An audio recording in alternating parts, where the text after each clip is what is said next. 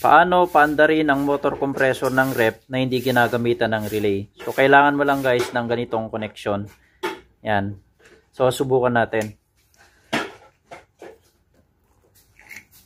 So, yung line 1, mga ka-discard mo TV, i-connect nyo lang sa common terminal. Yung line 2, i-connect mo dun sa run terminal. Okay?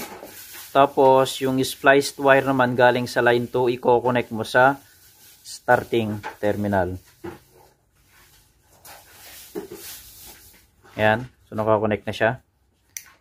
Ayan. So, bago mapanda rin mga ka-discard mo TV or bago may plug dun sa outlet, kailangan naka-off muna yung switch. Ayan. So, testingin natin.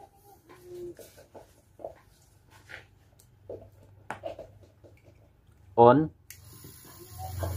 Bilang ka lang ng 1, 2, 3, off para hindi masira yung compressor.